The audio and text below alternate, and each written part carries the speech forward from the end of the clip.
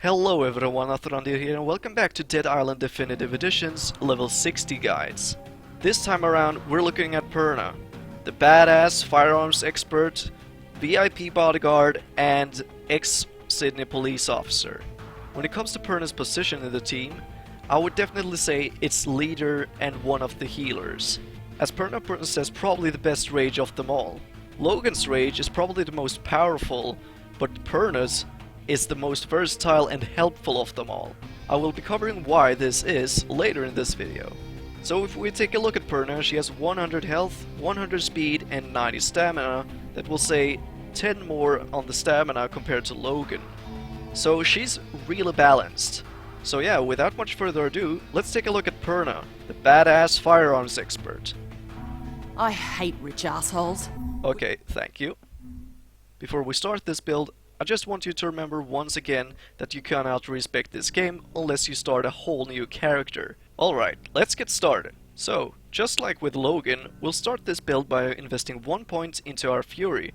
In this case, it's Guardian, which states, unleash your Fury to draw your private sidearm. Additionally, all members including you get plus 10% damage, plus 10% critical hit chance, minus 15% stamina cost, and plus 25% health gain. This is what I'm talking about. Do you see those boosts? Those boosts will help you and your team greatly. Not only does it give you general stat boosts, it also heals you and your team. So all you have to do is press your button and your team will be back to full health. At least when you reach the last skill of them all. So yes, take 1 point into Guardian. Now this is not the only reason why you can be considered the leader of the team and the backbone of it, but you also, which we'll be covering shortly, get the Boost Mood skill, which states boost skills related to damage, force, handling or durability by plus 15% to everyone, including you in aura range. We're starting this off with an aura range of 5 meters. So we've got two great main skills here, which provide boosts to both you and your team. So if you're a team player, I suggest Purna by a mile. At least if you play on co-op. Otherwise, Purna is pretty boring solo, but she's still a lot fun. I'd probably say that she's probably one, if not my favorite character to play as in co-op. So yeah, take a point into Boost Mood. I'd say that there are two main ways to go with Purna. One is more combat-directed path, which helps you focus on firearms. The other path is within the Fury tree, which focuses on your Guardian skills and helps both you and your team greatly. Simply put, both ways are powerful. However, at the start of the game, there won't be a lot of firearms. So unless you've acquired them already, I'd suggest going down into the Fury tree first. So let's start this off by looking at the 3 skills below the Guardian. First off, we've got Inspiring Kick. Kills with kicks gain additional rage. Rage gain up to plus 45%. Plus 45% rage gain is a huge amount, and I get why some people would like this skill. However, since you're mostly gonna kill your enemies with your weapons, your kicks will not be that much used. Kicks are mostly used on weaker downed enemies, so it doesn't happen too often that you actually finish them off with kicks. So unfortunately, it doesn't happen too often, and since you're mostly gonna want your Fury back as fast as possible, it's pretty much overlooked by me at least. On to the next skill. Attack Formation increases damage done by all team members, including you, when Fury is active, and this is by a factor of up to 15%. 15% general damage is kinda nice, but since all of you are probably going to deal pretty decent damage already, this skill seems just a bit underwhelming. And it's got tough competition within the last skill of this tier. And that skill is Grim Inspiration. Kills with modified weapons gain additional rage. Rage gain plus 30%. But what are you going to use most of the time? Your weapons. And your weapons are probably going to be modified about 80% of the time within late game. Not only is this a strong rage gain of plus 30%, but this skill gives you this boost whether you're using melee weapons or firearms. So yeah, Grim Inspiration is pretty awesome. So by all means, take this skill before all the others. The next skill is just an even more awesome version of Guardian. This one called Guardian Spirit. As you can see here, Guardian Spirit has not only doubled the original stat boost from Guardian, but it also has added 2 more boosts. The first being a stamina gain of plus 50% and the other being a rage points gain of plus 10%. Yeah, you already get the point, it's freaking awesome. Not only that, guess which level we're at? We're nothing more than level 6. Level 6, you get that? That makes you really powerful and helpful to both you and your team. So it would be pretty stupid to stop here at the main course when we already want dessert. And to get to the dessert, we want to choose at least one of these following skills. The first one is going to be volatile, decreases the amount of rage required to activate Fury. Rage acquired, minus 15% at level 3. In a general view of all the characters, volatile is almost always a great choice. However, we've got a pretty much better one in this tier, even if we're not gonna use it too much at the start of the game. On to the next skill. Fiery Spirit. Chance to set enemies on fire on Fury. Burning chance 15% on Fury. Do you want to know what this is? Comedy. Why? Because it's a puny factor of 15% per shot, and taking into account that your Fury doesn't last that long, 15% is absolutely abysmal. So yeah, you get it. This is pretty horrible. On to the next better skill. Righteous Fire. Killing enemies with firearms gains additional rage. Rage gain plus 30%. So you're telling me that if I kill an enemy with a modified firearm, I'll get 30% from Righteous Fire and 30% from Grim Inspiration. Oh, that's true? Alright, then I'll take it. So yeah, you get the point. Take Righteous Fire. One way to acquire an early firearm is by helping out a guy named Omar, which is found in the resort area. Omar can be found in this bungalow right here, so just mark it and you'll definitely find him.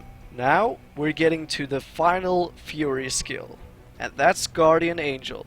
Not only does it last even longer than Guardian Spirit, which I forgot to tell you by the way, not only that, but you can also take out 3 targets at once. Now, this is rather misleading. I haven't really experimented with the Guardian Angel to fully understand it yet, but I can tell you this. It's not like Logan's Fury, which locks onto a target and takes all of them out in one throw. I believe all of them have to stand in one row so you can shoot through all of them. So yeah, that sucks a bit. And as you can see here, Guardian Angel provides an even bigger stat boost and heals your teammates completely back to full. Yeah, you get the point. She is awesome. And know what? She's only level 10. Alright, now it's time to jump into the combat tree. And the first skill there is going to be Blade Fighter. Sharp weapons are now more efficient and effective. As you can see there, it's a sharp weapons boost, simply put. So just put one pointed to Blade Fighter and you'll also get this special skill. Using a sharp weapon, you can trigger a special attack if you press left mouse button while aiming for the enemy's head. As I said with Logan, these controls might differ. Now, let's take a look at the 3 next skills. The first one is going to be Vampire. Kills gain stamina. Stamina gain up to plus 30%. I'd say that this is rather decent. Sure, you're probably not gonna swing your weapons all that much when you're probably shooting your enemies, but it's still pretty decent, especially for all the characters. Next skill, Hard Knocks. Increases damage with melee weapons. This is a general boost of up to plus 15%. A boost of plus 15% melee damage is pretty good, I guess, but you're probably gonna shoot your enemies mostly anyway, so pretty much underused. Next skill, Randori. Decrease stamina cost when fighting groups of enemies. Stamina cost up to minus 30%. Hey, want to know a secret? Shooting enemies in the face does not require stamina, and as I said earlier, you'll most likely shoot your enemies anyway, so Randori is pretty dumb. So if we got something pretty stupid and useless and something really underwhelming, I'd suggest to take Vampire. Why did I pick Vampire? Well, the stamina gain of plus 30% when I kill an enemy is kinda nice, especially if we want to get to point A to point B. Simply put, it's an indirect way of getting to point A to point B a bit faster. You run, you get tired, shoot an enemy in the face, and you'll get some stamina back. So I guess it's handy in that way. On to the next tier and the next skill. Gender Wars. increases damage against opposite sex. Top factor, plus 15% extra damage. Much like Hard Knocks, 15% is kind of underwhelming. However, since about 75 to 80% of the enemies you're gonna fight are going to be male, Gender Wars is kind of handy, since it's a stat boost which simply is there when you need it. Next skill. Maintenance. Increased durability of melee weapons. Melee weapons durability plus 30%. Guess what? You should be shooting your enemies. Enough said. Next skill. Kick of Strength. Kills with kicks gain stamina. Stamina gain plus 30%. Just like Inspiring Kick, kicks are pretty weak and underwhelming, so no to that. This tier is rather weak, but I would have to go with Gender Wars, since that 15% boost about 75 to 80% of the time is kinda nice. Now onto our next skill into the combat tree, and that's going to be firearms training.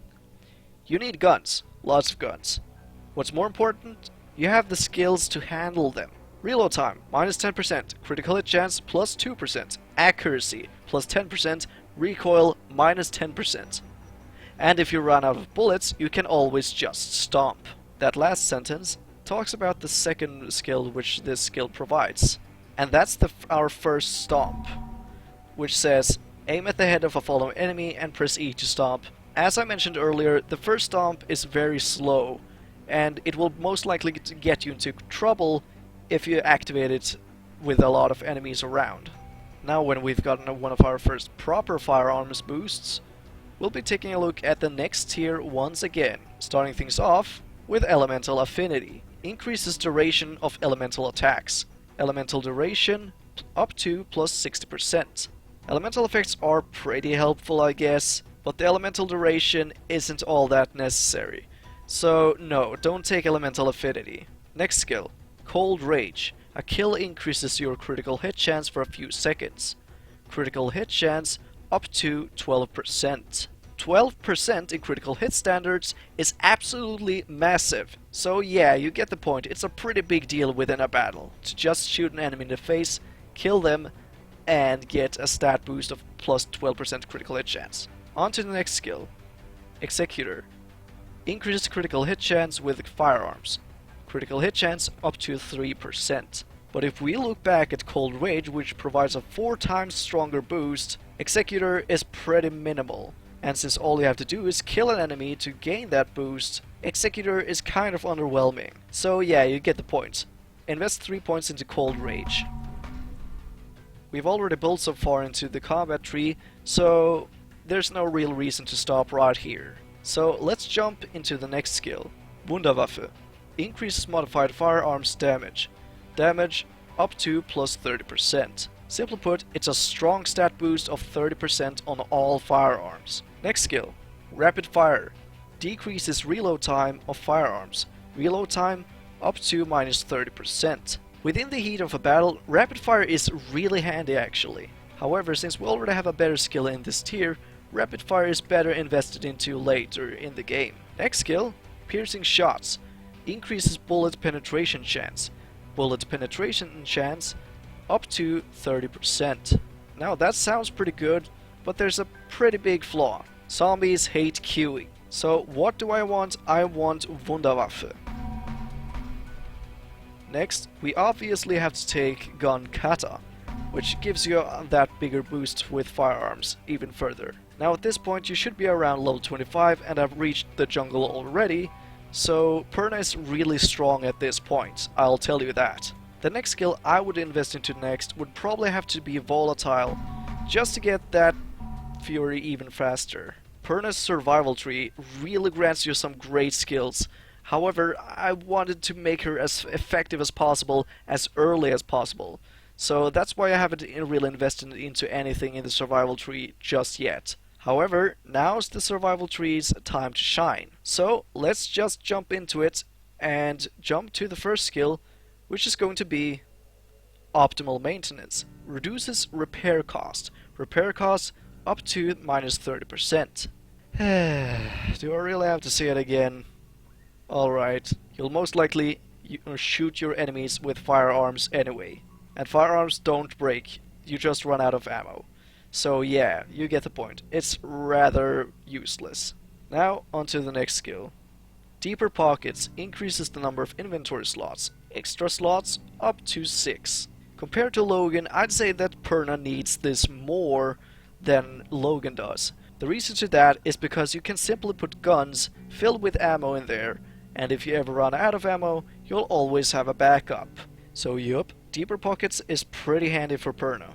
And now onto the next skill, which is going to be Pick Lock. Allows opening of locks. At level 3 locks can be opened. Now, even without Pick Lock, I'd say that you'll find good weapons anyway. So unless you like farming, I wouldn't really take Pick Lock, or well, at least not take Pick Lock until late game. So if we've got something pretty useless, and something just for people who want to farm, I'd take Deeper Pockets by all ways. The next tier is pretty similar, so I'll be going over it quickly. Glory Hound increases experience points for kills and assists. At level 3, it's up to 150% extra experience points. Do you want to hear something funny? Max level. At max level, you do not need XP. Simply put, it's useless once you reach max level. Next skill, Conditioning, increases stamina. Stamina up to plus 15%. That's an alright boost, so yeah, it's pretty decent, I guess. You can run for a bit longer. Next skill, Custom Maintenance. Increases durability of modified weapons. Weapon durability up to plus 30%. Firearms do not break, they just run out of ammo. Enough said. So unless you have a Purna build which focuses more on melee, this skill is pretty useless. So yeah, I'll happily go with Conditioning. Now to the next main skill of the survival tree, which is going to be Boost Ambience. Now instead of 15%, it's 20%, and the aura range is 10 meters. We don't really have much of a choice now, do we? So yeah, take Boost Ambience. Now the following two tiers contain some really good skills. So yeah, let's take a look at them. Recycler. You get more bullets when creating ammo. Created bullets up to plus 75%. You don't get too many bullets when you craft them, so this is good, but it's not good at the same time, so I'd wait with this skill just a bit. Next skill, Recovery. Chance not to get interrupted after being hit while attacking. Chance to avoid interruption up to 60%. Up to 60% is kind of a big deal, especially if it's a melee character. However, since Purna is pretty much not a melee character, recovery is pretty meh. I'm not sure if you can get interrupted while shooting an enemy, but recovery is pretty underwhelming in my opinion at least. Next skill, Providence or Providence. I'm not sure how to pronounce that, I'm sorry. Increase number of bullets found in loot. Looted bullets up to 60%. That's actually quite a lot, so if you run in a fight, guns blazing, and you pick up ammo, you'll pretty much be set to go with another round, because 60% is kind of a big deal when it comes to picking up bullets. So yeah, you get the point. Take Providence or Providence. The next tier is pretty interesting since it contains a pretty handy skill, which I will be covering very shortly. So let's take a look at it. Second Chance. Chance of being instantly revived after death. Instant revive chance up to 30%. Second Chance is a pretty good skill, I guess, but I wouldn't take it until later in the game. I personally like it because sometimes you just die. You just die, simply put. A zombie throws something at you, an explosion from somewhere, and you're dead. So after we've taken a look at this interesting skill, let's take a look at the next one. Jackpot. Chance to loot rare items. Rare loot chance up to plus 15%.